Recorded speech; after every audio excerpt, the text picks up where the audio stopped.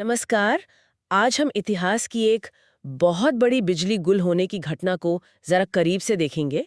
2003 का वो पूर्वोत्तर ब्लैकआउट। हाँ, वो वाकई बहुत बड़ा था। सोचिए, गर्मी की एक आम सी दोपहर और अचानक पफ्स। अमेरिका और कनाडा के बड़े हिस्सों में करीब 5 करोड़ लोग अंधेरे में। बिल्कुल, और आज हम यही समझने की कोशिश करेंगे, कुछ रिपोर्ट्स और केस स्टडीज के जरिए, कि कैसे वो छोटी-छोटी लगने वाली चीजें मिलकर इतनी बड़ी मुसीबत बन गई। हाँ, हमारा मकसद यही है कि पता लगाएं असल में हुआ क्या था और ये आज के हमारे पावर ग्रिड के लिए क्या मायने रखता है। सही, इससे सबक क्या मिलते हैं? तो चलिए शुरू करते हैं। 14 अगस्त 2003। जैसा मैंने कहा, बहुत गर्मी थी उस दिन।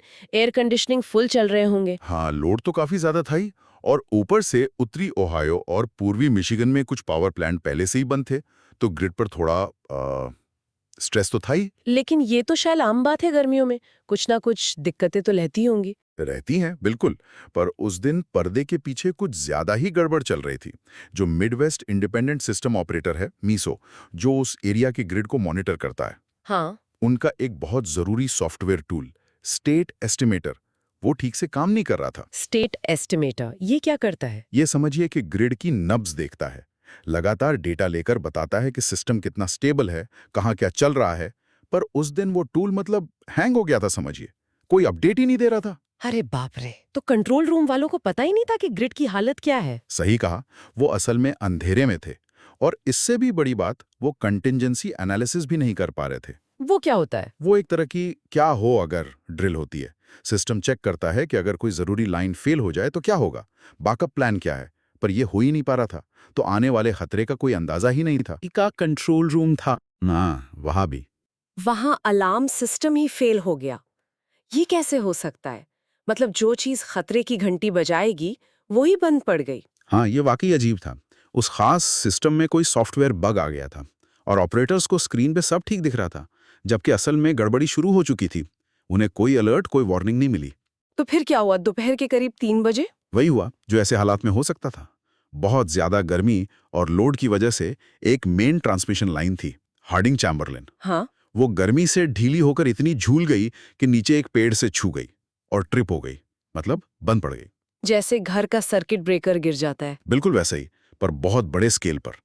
और नॉर्मली तो कंट्रोल रूम में जोर का अलार्म बजना चाहिए था। पर अलार्म तो बंद था। हाँ, तो फर्स्ट एनर्जी वालों को पता ही नहीं चला कि उनकी एक मुख्य लाइन बंद हो गई है। वो बेखबर थे। तो जाहिर है उस लाइन का सारा लोड बाकी लाइनों पर आ गया होगा। बिल्कुल।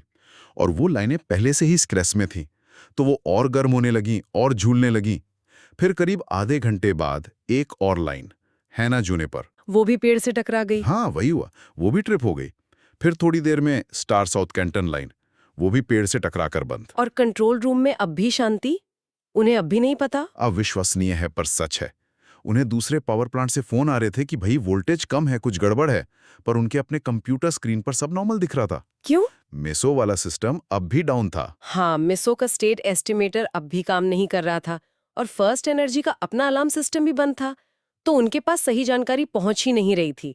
स्थिति बिगड़ती जा रही थी और उन्हें अंदाजा ही नहीं था। इसके बाद तो चीजें तेजी से बिगड़ी होंगी। बहुत तेजी से, एक के बाद एक। जो थोड़ी कम कैपेसिटी वाली 138 केवी की लाइनें थीं, वो भी ट्रिप होने लगी, ज्यादातर पेड़ों से टकरा कर ही। ओह, और फिर आखिरकार लगभग 4:05 पर क्लीवलैंड एरिया को दक्षिण से जोड़ने वाली आखिरी बड़ी 345 केवी लाइन, सैमिस स्टार लाइन, वो भी इतना ज्यादा लोड नहीं झेल पाई और ट्रिप हो गई। तो मतलब क्लीवलैंड एक तरह से कट गया। हाँ, उस तरफ से कट गया। हाँ। और फिर जो हुआ, वो बस कुछ ही मिनटों का खेल था। क्या हुआ फिर? पूरा सिस्टम मतलब ताश के पत्तों की तरह ढह गया। बिजली का जो फ्लो था वो एकदम से अनकंट्रोल्ड होकर दूसरी तरफ भागा, मिशिगन, पेंसिल्वेनिया, न्यूयॉर्क, यहाँ तक कि कनाडा में ओंटारियो तक। अरे। और इस अचानक के सर्ज से सिस्टम को बचाने वाले जो सेफ्टी रिले लगे होते हैं, उन्होंने इसे एक बहुत बड़ा फॉल्ट समझा और धड़ाधड़ और लाइनों और पावर प्लांट्स को बंद करना शुरू कर दिया। खुद को बचाने के लिए। हाँ, सिस्टम को और डैमेज से बचाने के लिए। ये सब सिर्फ 3-4 मिनट में हुआ, 4:10 से 4:13 के बीच। और नतीजा ये हुआ कि पूरा प्रभावित इलाका बाकी ग्रिड से अलग थलग पड़ गया। एक आइलैंड जैसा बन गया। बिल्कुल, एक इलेक्ट्रिकल आइलैंड जहां बिजली बंद तो रही थी, पर खपत और उत्पादन में कोई बैलेंस नहीं था। और ऐसे में सिस्टम चल नहीं सकता, वो पूरी तरह से ठप पड़ गया। और 5 करोड़ लोग अंधेरे में। ये तो वाकई भयानक है। पर क्या ये सिर्फ पेड़ों की वजह से हुआ? मतलब अगर पेड़ों की छटाई ठीक से हुई होती तो ये सब नहीं होता? नहीं, देखिए, पेड़ एक वजह जरूर थे, वो ट्रिगर थे। लेकिन जो अमेरिका कनाडा टास्क फोर्स की जांच हुई, उसने साफ कहा कि ये सिर्फ पेड़ों की छटाई का मामला नहीं था। असली जड़ें कहीं गहरी थीं। अच्छा, क्या थी वो वजह? सबसे बड़ी बात तो थी फर्स्ट एनर्जी का वो अलार्म सिस्टम फेल होना। फिर माइसो का वो स्टेट एस्टिमेटर काम न करना। ऑपरेटर्स को पता ही नहीं था कि हो क्या रहा है, जिसे हम सिचुएशनल अवेयरनेस कहते हैं, उसकी भारी कमी थी। फिर ऑपरेटर्स की ट्रेनिंग में भी कमियां पाई गईं। और सबसे अहम, अलग अलग बिजली कंपनियों और ग्रिड ऑपरेटर्स के बीच तालमेल, कम्युनिकेशन, वो बहुत खराब था। सब अपने अपने दायरे में काम कर रहे थे। ये दिखाता है कि ज्यादातर बड़े ब्लैकआउट असल में बिजली की कमी से नहीं होते, जैसा कि यूनियन ऑफ कंसर्न्ड साइंटिस्ट भी कहता है।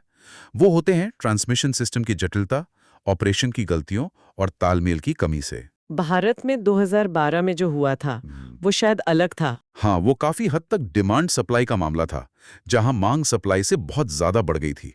वो थोड़ा अलग केस था। तो कुल मिला के 2003 के इस ब्लैकआउट से क्या सबक मिलता है? सबक यही है कि हमारा पावर ग्रिड कितना जटिल और एक दूसरे पर निर्भर सिस्टम है।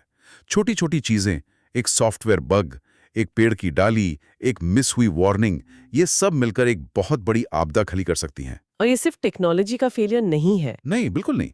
ये मानवीय चूक और जो हमारे सिस्टम्स और प्रक्रियाएं हैं, उनकी भी कमियों को दिखाता है। और इसका आर्थिक असर वो भी बहुत बड़ा था।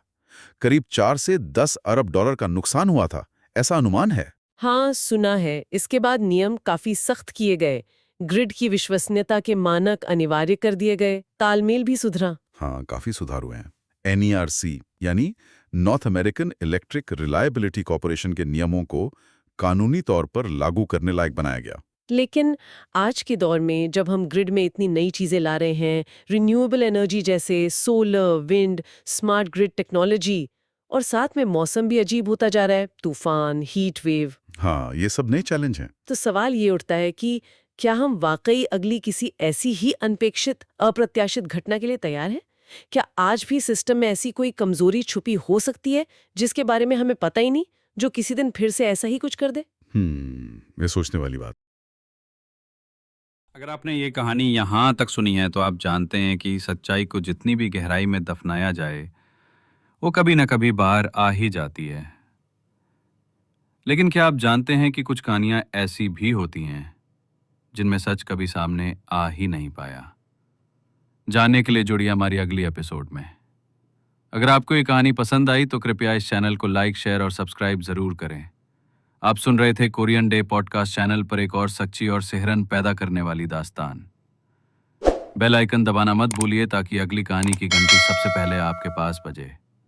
मिलते हैं जल्द ही एक और सच, एक और रहस्य और एक और डर के साथ।